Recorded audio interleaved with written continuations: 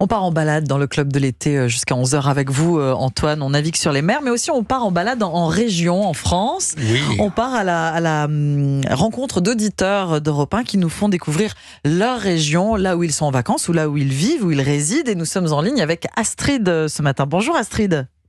Bonjour Bline, bonjour Jean-Philippe et Antoine, je suis ravie de vous avoir en ligne. Bonjour Astrid. On est ravis de vous avoir avec nous ce matin. Astrid, d'où vous nous appelez ? Alors moi je vous appelle de Précy-sur-Oise, qui est une ville de la région de France qui est située dans le département de... Et nous sommes au bord de l'Oise, et quand j'entends Antoine parler de ses voyages, écoutez, moi je vois des péniches tous les jours passer.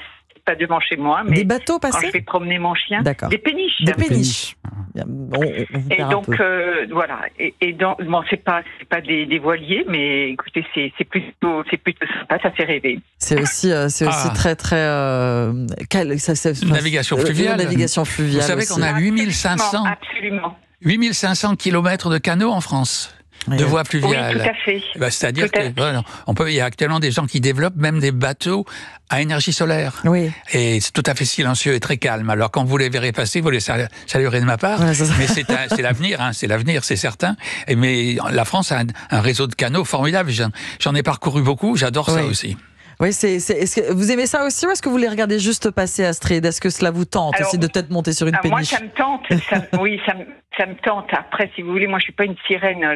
L'eau n'est pas un élément que je maîtrise bien. Donc, mais c'est vrai que quand je les vois passer, je me dis, tiens, peut-être qu'acheter une péniche, ce serait pas mal. Pouvoir se balader au gré du vent, avec son chien, avec...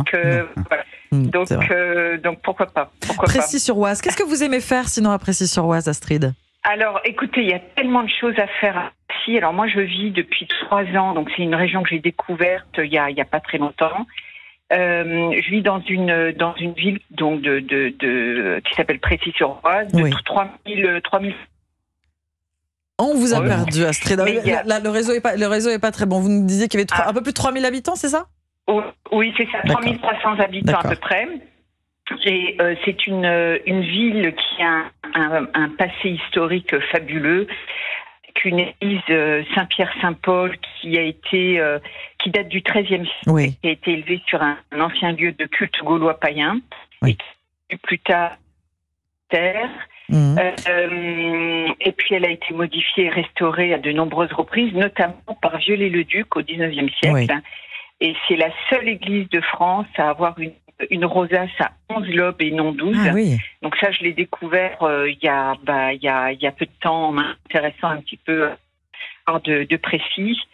Et puis il y a le château de la place de l'église aussi, Astrid. Exactement.